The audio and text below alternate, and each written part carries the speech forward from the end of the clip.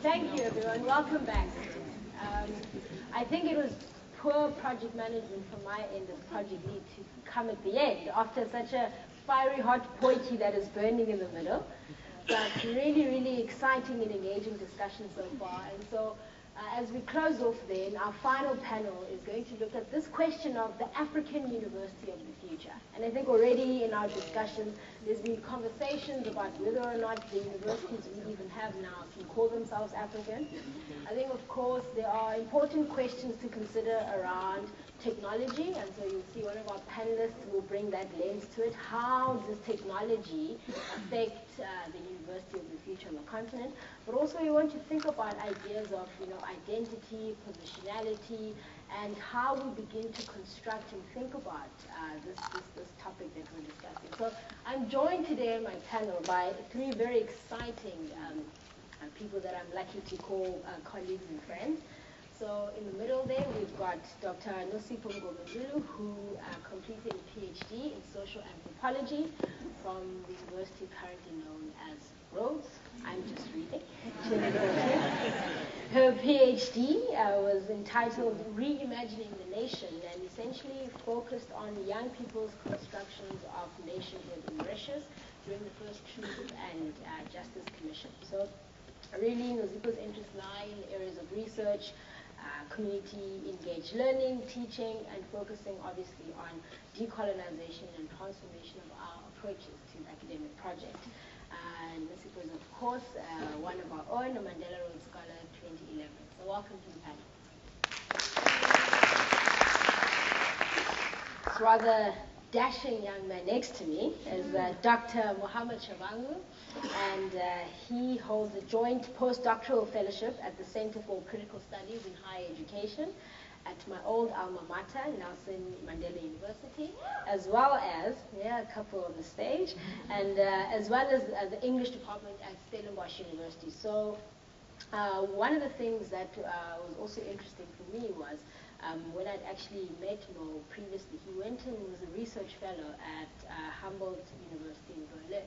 And so it's interesting, again, this question of thinking about universities overseas, universities on the African continent, and how we begin to think about even the question of the future of African university. Is it we need to develop to a point of copying what's overseas, or is it actually constructing a whole new dimension? So it's interesting to hear some of your views. So prior to his fellowship, Mo's real interest is around the question of intersectionality on contemporary African literature, post-colonial studies, world literature, cultural studies, and social and political thought. So welcome, Dr. Mohammed. Looking forward to having you. Last but not least, on our panel, we have Paul Amayo, who's currently doing a DPhil in engineering science at the University of Oxford. Paul is an engineer by profession and really believes in the power of technology in solving some of our pressing problems on the continent. But for Paul, his interest in the advancement of technology is not just about research, but really its subsequent impact on how we can use technology to really affect change in communities.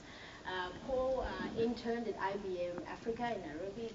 Paul is Kenyan of origin, so also bringing around that Pan-African perspective in the conversation. And he served in several committees trying to get an idea of education and technology. And so Paul, welcome to the panel.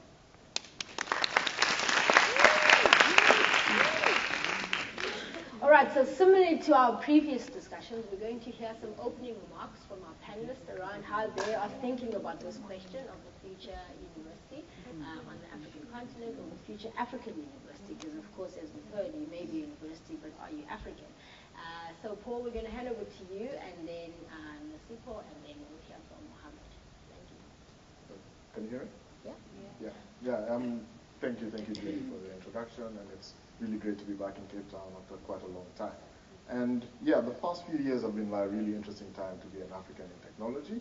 There have been a lot of advancements happening. First of all, I think there's a major commitment by governments in Africa to kind of increase research funding in science, technology, engineering, and mathematics. The STEM productivity has almost doubled from between 2003 and up till now. And there's just been more increased collaboration between different institutions and universities on the continent. And you can see this playing out in different ways. We have like interventions using virtual reality to teach, to improve outcomes in HIV. You have mobile banking, which has taken Kenya by storm. AI coming through. You have Google has set up a lab in Ghana, as well as blockchain. Really interesting uses of technology in the African continent. But for me personally, the most exciting thing that happened this year was the release of Black Panther.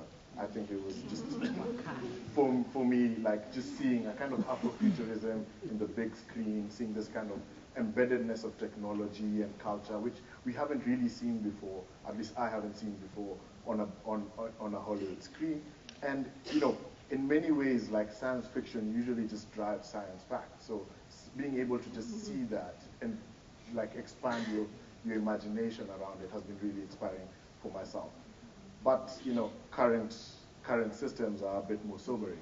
So we have somebody put the cast of Black Panther through modern facial recognition software, and you see a huge disparity in who you can recognize and who it can't. And there's no prizes for guessing that. The darker hues were left on the side more consistently. So we have this tech as envisioned as this great equalizer around the world, but in actuality, you have this huge disparity in outcomes. And if we continue on these same trends, we'll still see, there'll still be improvements further on, but you get different outcomes in different locations. Another thing is, where exactly is this technology coming from? So I personally work in like the self-driving car industry, where the big boost of it is that we're going to improve safety. Like road accidents should not be taking so many lives. But we have a lot of the work, 100% of the research is done in the developed world, but 90% of the fatalities happen in Africa or in the developing world. So you have this huge disparity between where research is being done and where tech needs to be really adopted. And I think this is the place where African universities really need to come in place, because even if you start retrofitting these technologies into our systems, you don't really have an understanding of how not only just culturally we are, but you're not really embedding them into our society. So you really need this strong focus on research that's happening right now. I think another thing is that there needs to be a bit more imagination. I feel a bit more imagination. We need more projects that aspire, that capture the imagination of African scholars. Like, you don't want all projects to be stopgaps. You want a self-driving car project running alongside. I want this transport, I want the infrastructure to be improved as well. So I think that's the kind of role that an African institution must try and imagine itself, to kind of reconcile. Yes, we have a lot of problems and baggage from the past, but we also want to be future-facing. We want to understand the world, and by understanding the world, we can create solutions that are really adaptable in African society.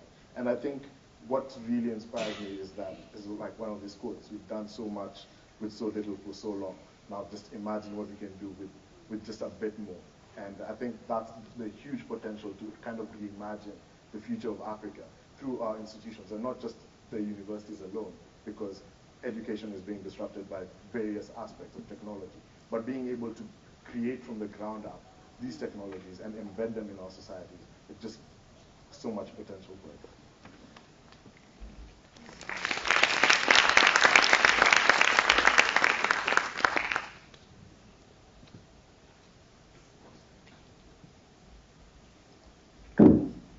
Sato. Hi. So I am a product of humanities training, and so the first thought that came to mind when I got this question about imagining the African University of the future was to interrogate the question. So I want to just begin there, and then I want to also speak just to two very short points that I hope to elaborate on in the discussion. So here are my four kind of discomforts with the question. The first is, I think there is an inherent anxiety when people who are being trained to become the future middle class or elites start to imagine the future. Because are we really going to participate in dismantling the privilege in which we have become inducted into? My second is related to that point, is that we are often, and Prof raised this point earlier, we are the beneficiaries of an unequal and colonial education system.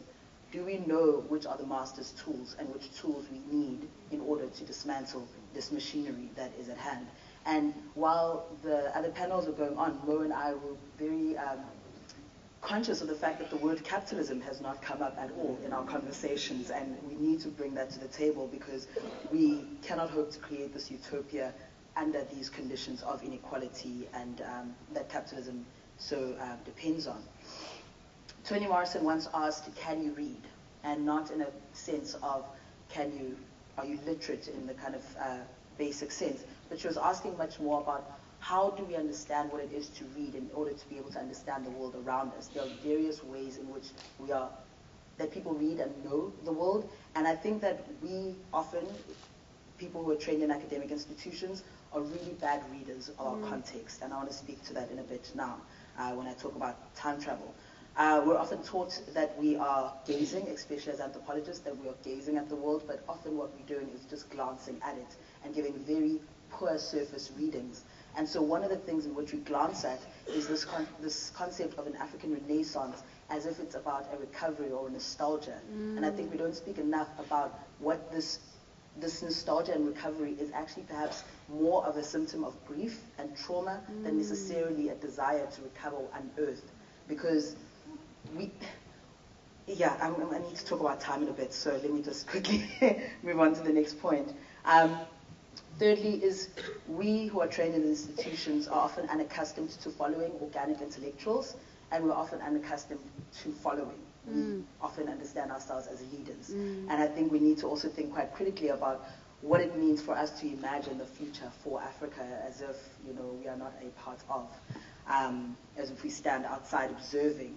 And in that, how we sometimes feign revolutionary status and a revolutionary agenda, which, as the question earlier that came up, is that we've seen with other African universities, the nationalist bend that was very important to fighting colonialism is often the thing that we get trapped in and we get stuck in, and we keep having these institutions that are only reproductions of a particular kind of ideology.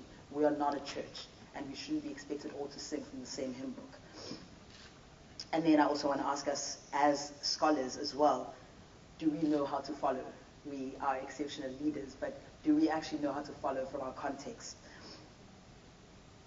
And what are the conditions for us to develop this ability to follow and this ability to understand what is actually happening around us, to read what's happening around us, especially from organic intellectuals? Mamdani posited, before I get to Mamdani. And then lastly, the university doesn't have to exist at all. And so learning and intellectual curiosity can develop under very different institutional models and different conditions. And that's really what I want us to think with today, is that we don't need this, really. And what happens if we unshackle our minds from this idea that we need university as it's currently shaped.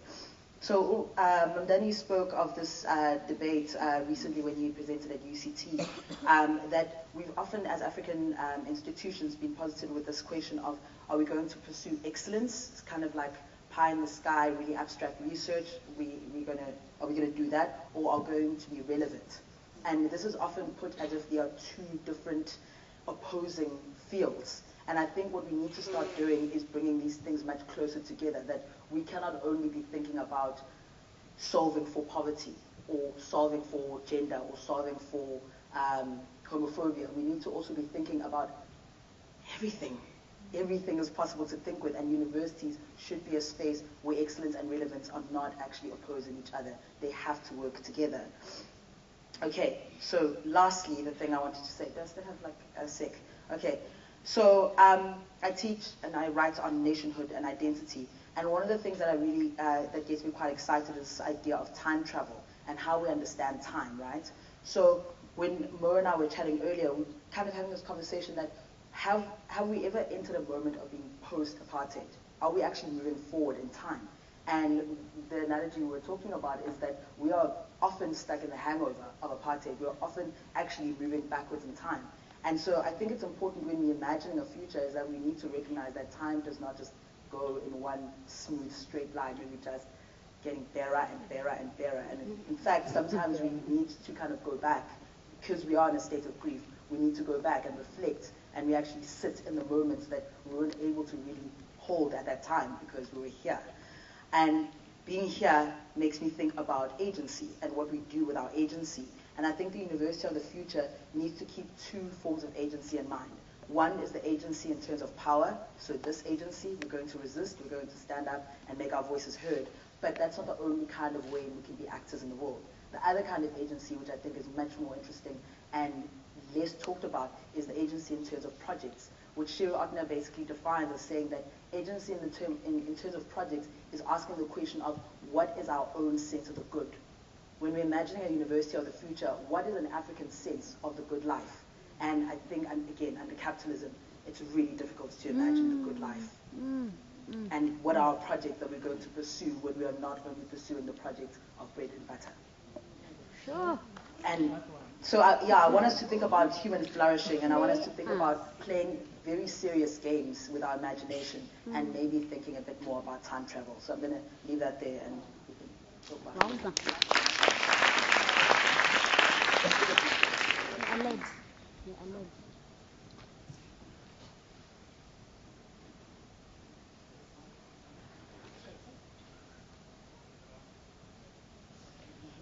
Hi, can you hear me? Okay, great. Thank you for inviting me to this very beautiful effort. Yeah, I'm going to get right into it so we can open it up and just get some questions and stuff. But I thought that I would take the invitation and just excuse this laptop. I hope it's not creating too much of a barrier. But I wanted to take the invitation to think with the African University of the Future as an opportunity to open up a set of questions about our present and its relation to the past and the as yet unknown future. When we talk about the University of the Future, we're also talking about the strange sense in which, as the philosopher Jacques Derrida puts it, the university, I'm quoting here, the university is in the world that it is attempting to think. So just hold on to that for a second, just to, the university is in the world that it is attempting to think. This has implications for our imaginations of the future African university insofar as it calls us back to the present moment, and it requires us to think the entanglements of the past in the present and the possibility of the enduring, stretched out present in our utopic visions of the future. Of course, where technology is involved, we can't take the interventions of technology as an unquestioned good. But I thought that I would think about, I'd propose here today that we think a little bit differently about the modes of resistance that we stage in our attempt to arrive at this future university. And I don't think it's a stretch to say that this line of reasoning consolidated itself for me in 2015 during the student protests that sought to connect the lack of transformation at universities to broader social justice issues in the country, or did it? Thinking back now, it seems to me that we can't take the ethical impulse of the post-liberation subject for granted, the ethical impulse even of the so-called born frees or the born unfrees, whatever. Far from being an apocryphal statement, the fact that a political liberation is not a revolution was evident in the ways in which many of the students and comrades involved in the protest would speak about economic freedom. Just to go back to it, just invoking what Noisia mentioned earlier about capitalism, which is the ghost that is present in its absence, at least in this room today. Quite often when it was invoked, I had the sense that the term did not signal so much the destruction of capitalism's hegemonic grip as it did a plea on the part of some black people to be considered on equal terms to participate equally in the capitalist economy and to take advantage of it, to grab its full potential in the historic way that white people had under apartheid or colonialism. This desire, at a certain level, tells us something about the impairment of the collective political imagination in a time of globality and the continuities of oppressive regimes of thought.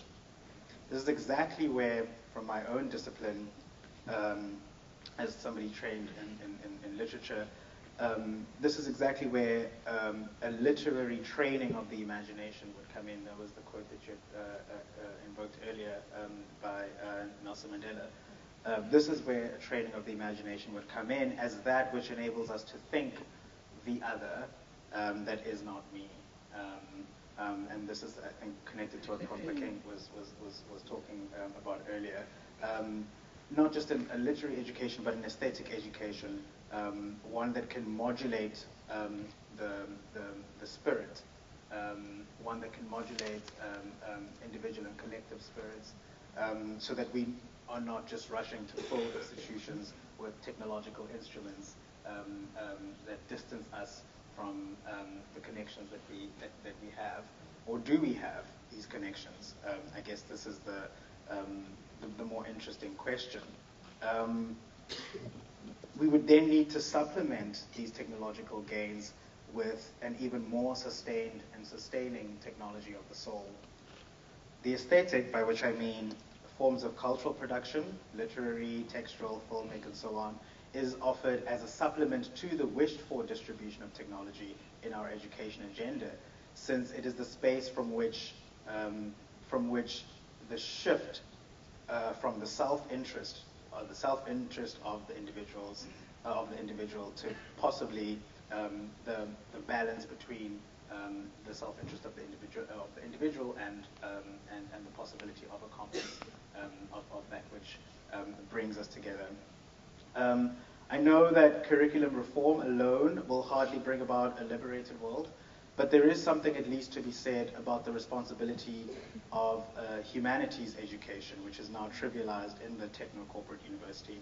Its role in cultivating the mindset that can apprehend a truly revolutionary moment to come, an epistemology that can outlive the moment of liberation. And the one thing to think about in the future, or at least in our ruminations of the future university, is to consider how we cannot guarantee that the future will not be continuous with the present. There's no way of guaranteeing that at the moment, right? So that to remember that future also has a future, right? It's not that we arrive, we're marching in a kind of a progressive, chronological way, past, present, and then future, and we've arrived. But that future, whatever it is, whatever form it takes, whatever shape it takes, it also has a future. And what are the conditions that make it possible for us to at least guarantee that future is an equitable one? And I think this is where the question of capitalism brings us. If I have 2 more minutes, I'll just wrap it up. Sure, 1 minute. I want to just speak about, again, this is related to modes of resistance, okay? So I want to think about, connected to what Prof. King was saying earlier, about decolonizing our own desires, decolonizing our own, or interrogating our own epistemic programming. I do actually, if you don't mind, I can actually just leave this for the question and answer section, and we can discuss it. But I wanted to highlight that the question of disarticulating our collective desires under this capitalist system is not. That question is not separate from the work that the future African University is going to do in terms of bringing about a liberated world. So I'll stop there for now, and then hopefully we can just. Fantastic. Thank you. I think we should have asked our co-sponsors, OUP, just to have some dictionaries on the side there. So some big words in use. So, Paul, I hear you talking about technology and its potential, kind of future benefits for the continent. But let's get real. Some people say, we want to talk about Industrial Revolution 4. Africa is not even past 1. How do we consider this idea of the possibility of leapfrogging? So a lot of people talk about this in tech. Is there a possibility of the African continent being able to be given the skills that allow us to leapfrog in a way that I guess the question is, do we have the capacity to give educators in higher education the skills and the tools to be able to leapfrog and allow us to be able to use this technology within the spaces of educating and when we go out more broadly? Yeah, no, I definitely think so. I think I guess that's the whole idea of tech, is that you have a problem, you can get a solution to it, and you can code it out and you can spread it towards the world. But I think the more interesting thing is how exactly you do it. And what the current model is, somebody like me goes to Oxford, gets a degree, and hopefully comes back and does something interesting. But that's not scalable. It's not currently scalable, because now I become the gatekeeper of the knowledge. It's now whether I decide to spread it or not, and based on like my own goals and my own ambitions. So you have this quite huge and quite real brain drain, especially in the tech industry, where we don't have like sufficient like the universities at some level, you have to some level go abroad, but you don't really come back. So I think by kind of democratizing the education system and strengthening it at the I think we now have the ability of not physically leaving. You can learn these things right here, and that I think has been an important step. I don't have to go to Oxford, and the next generation doesn't have to go to these places to learn these things.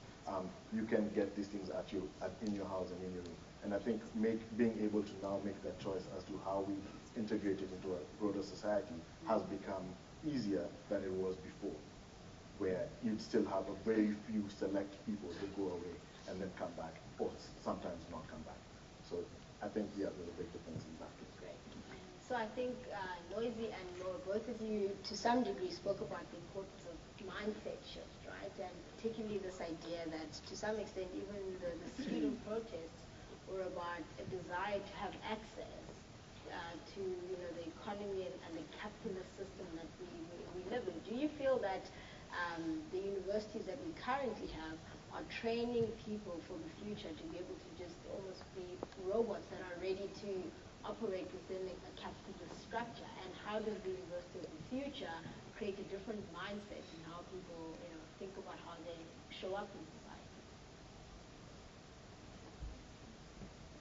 Are you directing it to either one of you?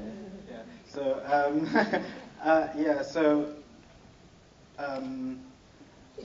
I think the University of the Future is one that values the role of supplementing the technological drive with a more humanist or humanities or ethical drive. That's something that needs to be worked at. So when Prof. Pakeng says provocatively that we should not think of what's called black tax as black tax, that's not something that comes naturally, I don't think. I mean, it may be under a different sort of social formation, a different historical period, it might have. But I think we're in the time of global capitalism where everything is so narrowed down to the individual, right? Like you're not there because you don't come to university because you see yourself as connected to the commons, right? Let alone the undercommons or whatever. You come to the university because there's a kind of self-interest there. Yes, you might get there, and it might, that might change or be modulated or whatever. But that doesn't come naturally. That's something that is an ethics that has to be taught. And what I'm proposing is that a supplementary humanities education that is engaged in shifting mindsets and that is engaged in investing the subject with the capacity to imagine differently, and in the process develop a kind of critical consciousness So I think for me, no question of the future university is worth exploring unless we have come to grips with the question that future, that imagined future, also has a future, and how do we guarantee that future, does not end up with what we thought was the future of the 94 moment, which we're quickly seeing is the wheel turning backwards, so to speak. And then maybe Lizzie, let me ask this in a different way to kind of come full circle to the first panel. Because of course, when we think about Africa and African people, the idea of spirituality is something that comes up. And I mean, you and I have had a whole bunch of different conversations about the question of spirituality. But how then do we, consider this idea of spirituality? And maybe also the idea that there is no future, everything is now, or kind of an Eckhart Tolle, the power of now. In a time, space dimension, if one is to be philosophical about it, the idea that there is no past, there is no present, there is no future, because when I wake up tomorrow, it is going to be now. Right? If you think of wherever you are is now. You're not in the future. And so how do we, think about this question both of the kind of social construct of time, spirituality, and linking it to this question of the African university in the future?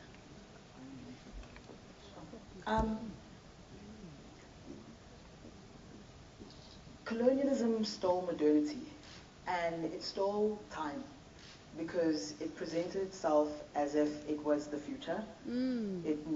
It was one big machine. No, the colonial encounter assumed that they were meeting people of the past, and they were going to bring them into the future. That is a huge mistake. Whether somebody is living in a hut or living in a mansion, it's 2018. Everyone is in the same time. And the problem is when you start assuming that going, to a university overseas is going to propel African scholars to leapfrog, right? It's like we're all here. We're all YouTubing. We're all here in the now. But the problem, the difference and the inequality is constructed by capitalism, because we need to create these kind of atomized beings who see themselves as having finite time, that I must get my degree by 30 because I must do this and make this money so that I can do this thing. We are being rushed. And for whom and for why? And I'm not pretending there aren't bread and butter issues, oh, let's just not work, guys. I need to eat, I need to pay my rent. But also, while I'm doing all these things, time is being stolen away from me to be able to imagine another way of living, another way of being. And so, yes, I mean, Kirshen and I met up 2 weeks ago by mistake. Or was it? And we bumped into each other at Pick and Pay, ended up having a 4-hour conversation, part of which was about what would happen to us if we actually owned our demons. And he was talking about taming our dogoloshes. What would happen if we were not so worried about witches, Harry Potter style, and we actually thought about the intimacy of witchcraft that happens within our own communities? Part of what you were speaking about earlier, about saying that there are so many variants amongst us as Africans, and differences and inequalities and even prejudices and oppressions that happen amongst us. And we are so concerned about looking for Harry Potter and those witches that we forget to think about can we get intimate with our own demons and our own kind of practices and figure out what they're doing and what they're saying, what they're saying to us about time and space. And I don't think I answered your question, but here we are. I'll have another shot of it. All right, let's bring the energy into the room now. And I see there's a hand there. I can't see. I think that's Melo. And the gentleman next to Emmanuel, I think that's you. And then we've got a hand at the Nkateko, yes? So let's capture those three there. And it's Melo, Emmanuel, Nkateko. Great. Hi guys, I'm Melo. Hi. My question is for Ms. Ode. She raised a very interesting points that resonated with me. So one thing that I want to ask, I suppose the first thing, you spoke about maybe reimagining a university outside of the current institutional constraints that we have in our minds, right? So obviously, in a way, you're saying, let's say perhaps let's dematerialize the university and have it a site of learning as being something else, right? So don't we risk in that sense then if we dematerialize it and say the university maybe exists in the cloud and some digital thing, then we create these hegemonies of these overseas universities like your Harvard and your MITs that are very strong on the digital platform, then in that sense it's almost like it's a counter trend to the whole decolonial thing, right? Because it's almost like the more you dematerialize the university, the more it's like a physical space is almost protecting our ability to actually drive some sort of decolonial narrative. The more it becomes open to everybody else, it sort of like brings in other people that can actually be more dominant. So that's my first question. The second thing, you spoke about the notion of, I suppose, defining what it means to live a good life as a person, as a woman in South Africa, and how that is in some way fundamental to addressing the question of what is it that we actually want out of our universities and so on. So perhaps the challenge, and maybe I'm being unfair, that I want to pose to you, in terms of the earlier discussion that happened around indigenous knowledge, right? To what extent do you feel that is actually driven by our conceptions of what a good life is, right? And specifically in the sense that if, example that somebody gave me is that if an auditing firm, a KPMG, Deloitte, or whatever, wants certain types of graduates to come out of that university environment, and people in general like that auditing life or that consumptive capitalist life, right? How then do I counter these structural forces to define some sort of indigenous knowledge or some decolonized knowledge if we have these structural forces that are pushing against that? So I don't know if I'm making sense. Thanks. Yeah. Thanks, Mano. Okay, hi everyone. My name is Emmanuel. I'm currently studying at UCT. So Paul, my question is for you. I was glad when the profile was read and I think I've had a one-on-one conversation with you initially. And the point I want to raise now is you're currently studying at Oxford, which happens to be the headquarters of the Colonial Master. And you're studying at one of the, not one, the best university in the world currently. And you've studied here at UCT before going to Oxford. Then my question then comes to this. We're talking about decolonizing. We're talking about the future, university of the future. What's the university of the future going to be like? What's an African university of the future going to be like? A decolonized African university of the future. We're talking about AI. How do we decolonize AI? How do we decolonize physics? How do we decolonize the laws of motion? These are universal laws. These are things that are the same everywhere. So my point now is this. Aren't we missing the main thing, which is decolonization shouldn't be about the attacking the idea, but rather the purpose and function of what the education itself stands for.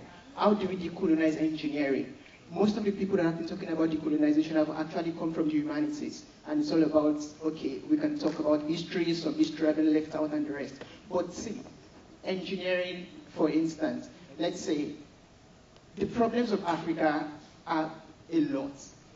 We've not eaten enough. How do we bring engineering to bring more food in Africa? Should we not be concerned about the present problems in Africa rather than trying to do the things that everybody in the world is doing, which actually will not change anything? The guy in Kalisha doesn't care if the CO2 level is increasing or decreasing. He just wants to have enough food to eat. So how do I make engineering beneficial to him rather than saying, I don't want white, I don't want black, so that's my question. So from what you've studied, how do we bring that home to Africa?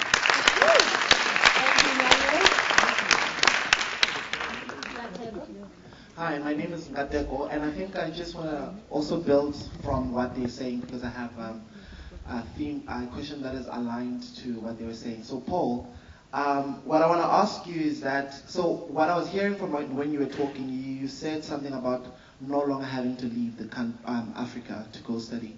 And so I'm hearing resourcefulness, which is something that looks like we are working towards.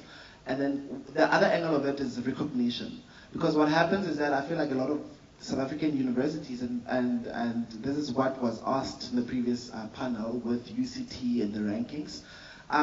There is a drive to also have recognition for the work that is being done, despite the fact that we are resourceful enough and we have enablers to actually compete at a global scale. So I just want to ask around that, just the contrast between resourcefulness, so no longer having the need to leave Africa, and also the recognition of what is being done in Africa, in the rest of the world. Thank you. Great. All right, Paul. So I think there's two questions directed to you. Nozi, the one from Mello, but I also think Mo answering perhaps this question around the humanities are the ones that are thinking decolonization. And this is a humanities issue, actually. All right, let's hear from our panelists.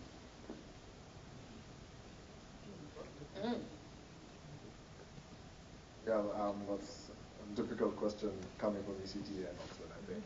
Yeah, should have expected that from the teacher as well. But yeah, I think it's interesting when you hear the conversations of let's decolonize science, and I think there was a very unfortunately phrased video that went viral a few years ago coming out of this, is that, oh, they want to take everything they want.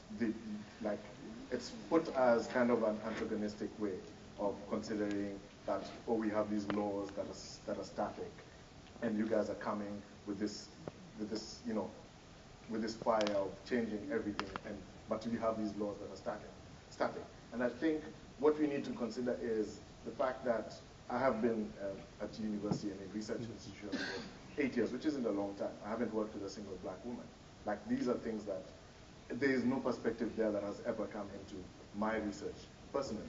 And this is the way that this influences how I make products for a black woman in this case. And if we consider AI and all of these novel ideas which claim to be democratic, claim to be able to solve a lot of these problems, but they're being produced primarily by white men, and they cannot even imagine. I had an unfortunate incident with somebody from a global company when I asked them, oh, what is the work coming out of your Nairobi office? And he asked me whether Nairobi was in Johannesburg. And I'm like, you can see that how Africa is considered in the world plays a big impact in the technology that's created for it, and how and that is the way that kind of the colonial project continues. And we are always being given these solutions. You're being told, okay, here's a mobile phone, write some apps, you guys go and do these things, it'll be good. If you get these skills, you'll be able to have a smallholder farm, and everything is going to be okay for you in this. But you want to be able to dictate, to be like, okay, this is what I actually want, and this is what I want tech for me to do, and to have enough people to be like, okay, this is what you want, let me go and design it for you. And I think that's where the decolonizing conversation comes in quite strongly. And I think, sorry, I just there were quite a lot of points in your question, but I think the last point is how you particularly can contribute, is I think you have a more intimate knowledge of the problems than probably anybody else, and therefore you're best suited to come up with it. Technology is a tool. It's just a tool for a particular problem. You can pick the most applicable one and use it there. If it doesn't work, you don't use it. You're not, like right now, I think we're getting to the stage where things that don't work, you don't have to use it. And we have enough knowledge production coming out in order to kind of get out of that. And the last thing on resourcefulness and recognition, I think, yes, there are kind of competing goals. If you go to, coming from Kenya, it's really hard to recognize somebody who is young as having innovative ideas. We still have a very kind of society that wants people who are old, people who have, they have a bit of experience in order to do things. And having a degree from Oxford doesn't hurt you when you're trying to do new things. But at the same time, you need to recognize how that has impacted how you yourself perceive things, how you yourself are now how I myself am going into the world saying, I have the solutions now. You have to think about how that will impact you. And I think those do come into play. I don't know if I've answered both questions, but hopefully a little bit of both. Thank you. No. So, in the matter of dematerializing versus Western dominance, one of the things I think we need to think about is the time it takes to do degrees. And I think I mentioned earlier this big rush this big pressure that we put under. Do it in 4 years, go and get a job, and maybe if you are someone like me, you just stay in school forever. But I think there's a different way in which we can really consider the time it takes to do a particular degree. Like maybe you don't need to sit for an entire 7-year period on one particular subject area, not at all at once, right? But because there's this pressure that you need to have this PhD so that you can go and do this kind of work quickly as possible so you can make the money, we don't actually often think of like how we can restructure our degrees. So people being able to have families, people being able to do all kinds of other pursuits while they're studying should be a possibility. There's also the idea that the degree is an individual pursuit. Why can't we consider communities learning together and finding solutions together and taking that as seriously as a university qualification? So those are just two possibilities about, it's not necessarily about the cloud. I mean, the huge pressure in 2015, 2016, while I was working at UCT and at WITS, that there was this big rush that we must now quickly put all our lectures online and video ourselves because, it's unsafe to be on campus. And I was like, this doesn't fix the problem, right? Like just putting things online does not equal teaching. And so I think before the technological intervention, we need to first ask ourselves what it is that we're actually aiming towards, and not just simply slap YouTube or Twitter as a solution towards these kind of questions about dematerializing the university. And then the second about the structural forces against indigenous knowledge systems, it is very true. And it's also quite interesting because capitalism absorbs its critiques, right? So just yesterday, it was, we hate diversity, what are women doing here? And now they love slapping on a woman's CEO, they love slapping on a black woman, because it's like, look, we have now cosmetically altered what, with the problem that you raised. And so I think we need to be very careful for indigenous knowledge not to be absorbed into this game, to just simply kind of be assimilated in and used, basically. And so there's this concept called ethnographic refusal, which decolonial anthropologists often use, where participants, indigenous communities all over the world, you acknowledge the fact that it's actually nobody's business for you to be writing this information out and sharing it into the world. It's okay for people to refuse to give you access to certain bits of their soul, as it were. And so it's important where there are some indigenous knowledges that we're just like, nah, not going to publish it in English, not going to publish it in particular journals, not going to give you access to this thing so that you can repackage it and sell it back to me as if you came up with the idea, right? Painted yeah, as well. Yeah. And yeah, I think it's also to think about like our indigenous knowledges are not rooted. They are not stuck in the ground. They are alive. They are also becoming. And so when I teach students about identification practices, I often talk to them about roots versus roots, R-O-U-T-E-S.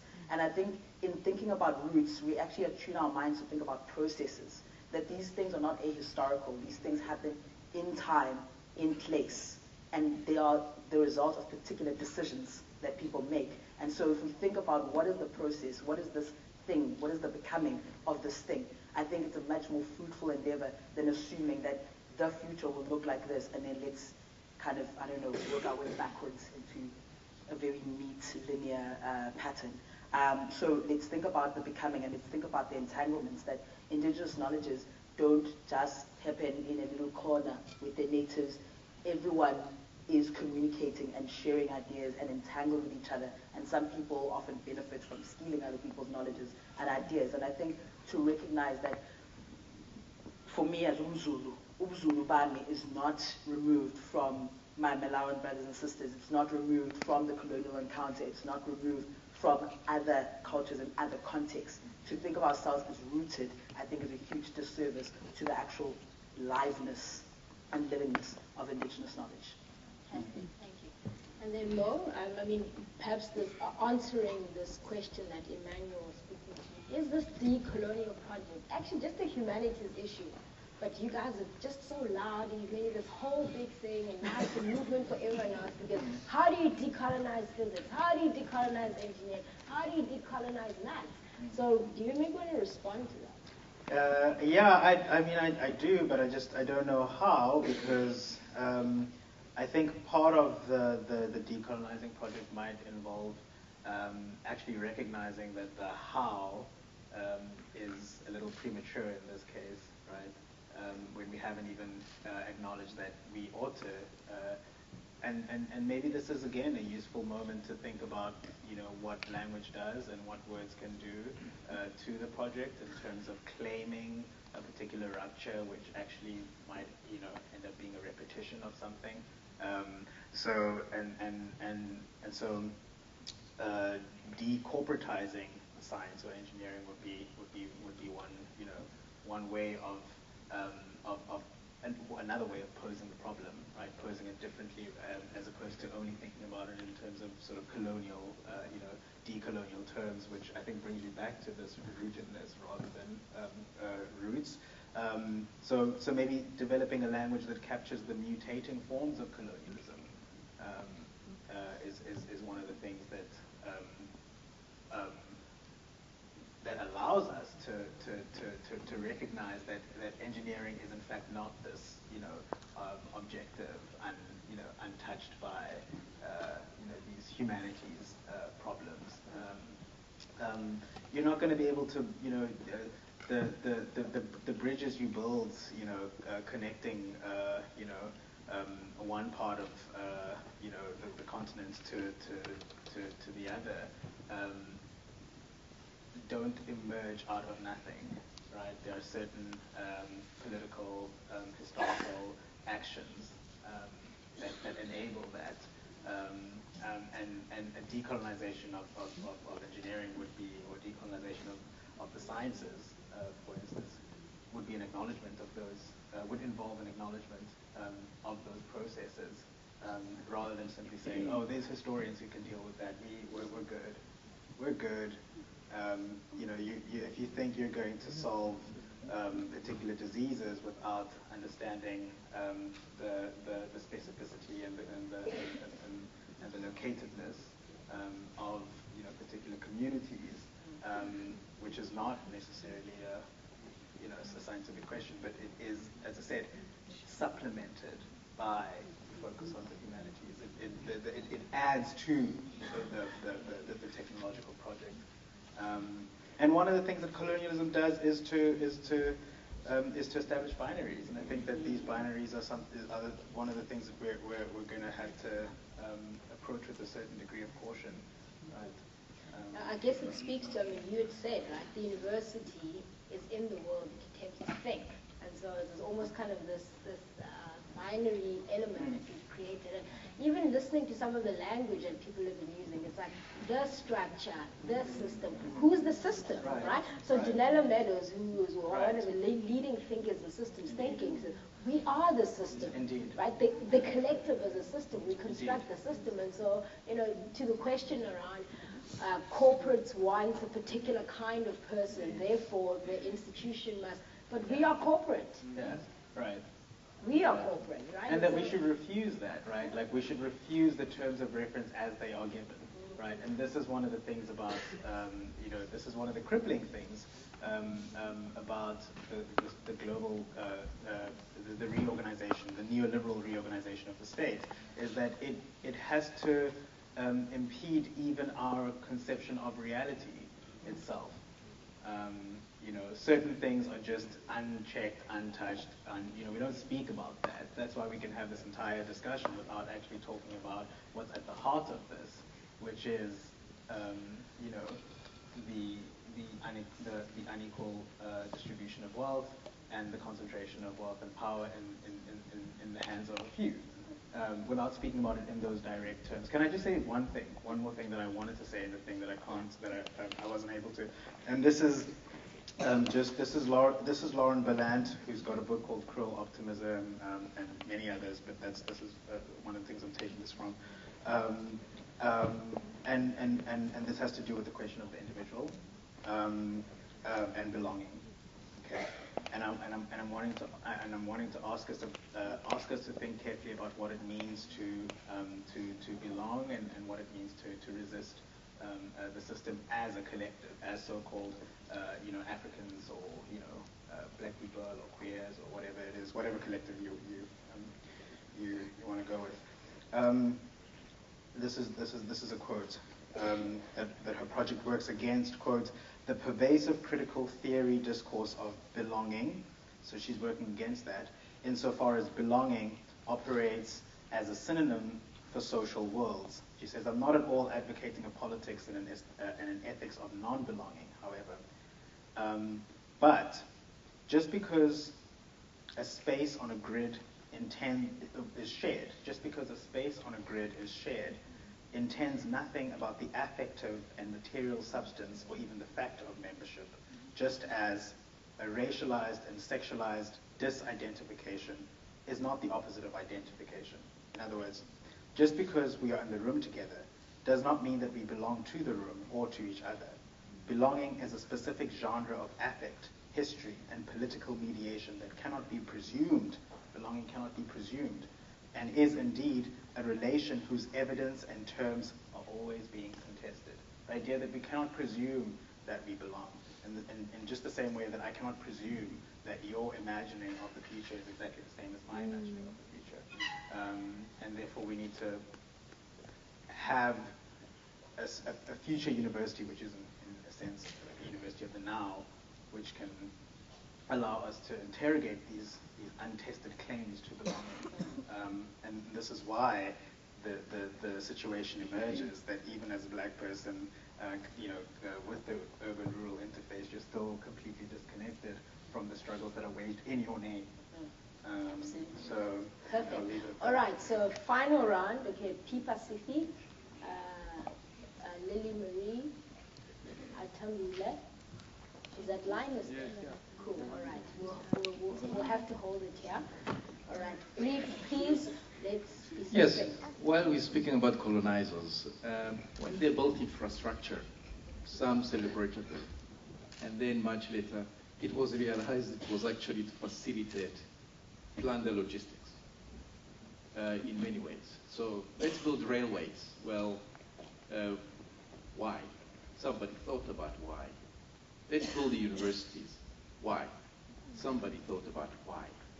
Perhaps the why is what needs to be rethought and reimagined rather than the what. And in that way, or the how. In that way, my why, I own it. I can decolonize it. Right. And we can decolonize our collective why. Because whatever is here, somebody thought about why. Right. Yeah. YouTube Simon Sinek, start with the why. It speaks to that idea. All right. And that would be a process of interrogating desires, the why. Who's Or at next? least we hope. I'll go here. Okay, so we have Hi. I've got Yes. Hi. My question, I mean, it's a bit about what Moise said right at the beginning about the discomfort with the way in which we frame this discussion. And I'm interested in the word reimagine as opposed to imagine. Why are we constantly adding this re? Because re is a particular kind of a prefix which does a particular thing to a word. And re in this case, I'm not sure what it means. Does it mean are we doing it again? Are we going back? And it's very confusing for me. Why we constantly, and we put re in front of a lot of words, as though it hadn't been done before. And this kind of over and over again, do we ever get there once we've reimagined something? So I'm just curious about the word, and maybe just any comments from anyone about that.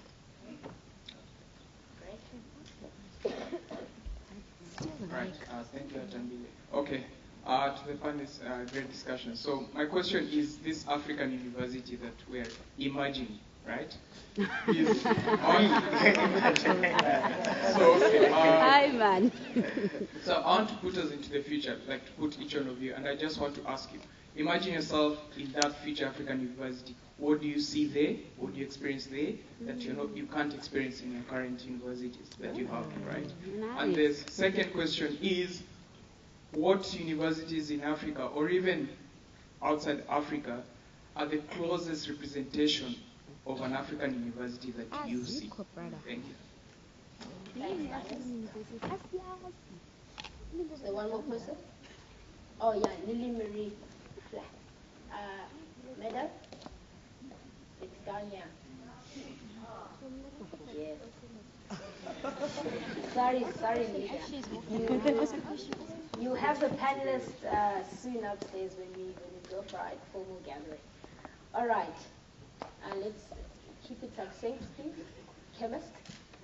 Oh, this is what I'm wanting to come across as a scientist. I'm not quite sure if I understand correctly, when you're talking about decorporatizing science, which on one hand is extremely important. We can't just be researching, let's say, what Big Pharma tells us to, or what a particular company wants us to do to make money. But if we don't work hand in hand with corporate, we can never disseminate our inventions across to the world. So we won't actually make any difference, because at a university level, at a research level, you technically don't have production scale. And I think this brings me to the other half of my question, is bringing decolonizing, or whatever you want to call it, science at a university level. And I disagree with you again when you said we haven't even acknowledged we have to do it, where there is some kind of, even if it's just a superficial reaction to the Fallers movement, there is some acknowledgement that decolonization has to happen. And then you always, I know my fellows at UCAR will agree with me, you walk past this big sign that says Symposium on Transformation, and then nothing happens. There's just, it's a lot of people speaking on a whole lot of abstracts. And I don't think that the scientist is necessarily leaving it for the humanities people to do. I just don't think the scientist was ever invited. I think that it's a very dominated space. And for example, one of my colleagues said the other day, we've been talking about intersectionality, but I'm a chemist, I don't even know what that means. And I've come across a lot of things in that regard throughout, where you're having these big conversations, and you're actually just, people use jargon that is humanities jargon as though it's fact. But if I had to bring science jargon as though it's not fact rather, but as though it's common knowledge, and if I had to bring my jargon into the discussion, it would be whoa, I'm not a part of your field. So I think that this discussion needs to be more inclusive of people from a multidisciplinary background, and I'm sorry I wasn't succinct. Thank you. Helen, I'm going to be asking you essentially to incorporate some of the questions as part of your final closing remarks. So whatever moved your spirit, please respond. I'm just going to go to Linus's question, and like the future university, like what I would envision it is, like for me, just working with black people is, that's it. Like, it's really very easy for me to visualize that as a future, because my current is very different. And coming back to your point, I think there is a lot of things that we can do in accessibility in language, and how we, like, people are trained very differently in terms of engineering, and even in different fields in order to understand this, but you can always speak to some of the experiences, and I think that's how at least I've been able to kind of get into this place, even though I am a classically trained engineer, I just do maths, but you can still, it's on both ways. You can also do some work on your side in order to get into this conversation as well. Yeah. Sure. This is such a beautiful question about the dream and have I seen it, and here I am talking about like imagining and radical imagination, and actually I'm just like, I haven't even dreamed this. So that's going to be a challenge for me. I'm not going to try and fake saying I haven't seen it, and I've struggled to actually imagine what it might be, because I'm currently stuck in this kind of agency in the form of power where I'm fighting the system, and I've forgotten to actually pursue a different cultural project. So I really thank you for raising that. And yeah, I'll leave it there. So yeah, I think so it's a very big question, obviously, and a very important one, definitely. I think the future university is one where I didn't get your name, sorry. Yeah. Is one where Lily, for example, coming from the science, faculty, training in deep science, can enter deep science, deep training in science, can enter into into a space like this, and feel like she has a claim, and can lay equal claim to that. But that's not because you've been in a lab the whole time. There's a particular kind. I mean, education isn't just the university. So this is another dimension of the future university. It's a university without conditions. It's a university without walls. It's not an institution. We're not looking for institutional validation. We're looking for an education that can train us in the practices of freedom and in the intuitions of democracy.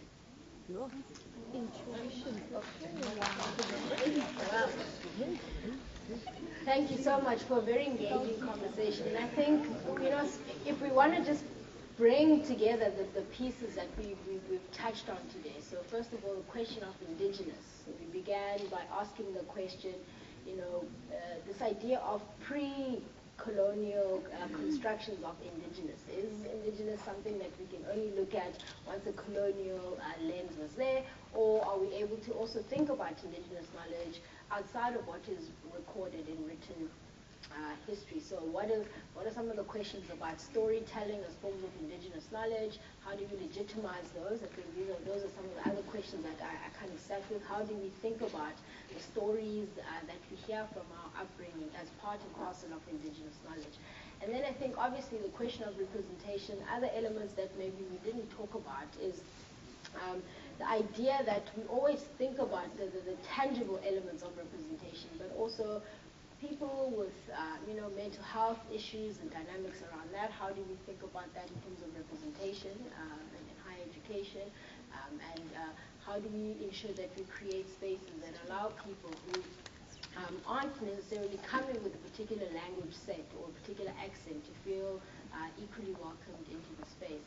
And then, of course, I think we started, and we could go for quite a while in this panel too, because the idea of the University of the Future, asking the question and challenging ourselves about whether or not the time-space dimension is a constructed one, and so if perhaps we were to imagine in the now, what kind of future do we see, and what kind of imagining sense of humanity can we begin to think about? If I was to put my own ideas around it, my future university is where essentially there is no university, and that we are able to connect at that human level where we're wearing those VRs and we're just like floating in our spirits and our souls, and it's just like, hey human, where do you come from? It's like, hey man, I just came from Mars and I came back and I went to California. And you're like, wait, how long did that take? It's like, yeah, 5 minutes. It was great. So that's my future university.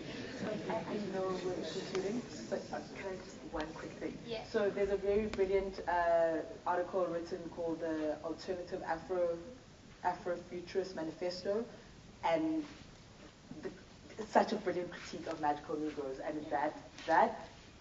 it won't be magical. I'm sorry. Yeah. Wow.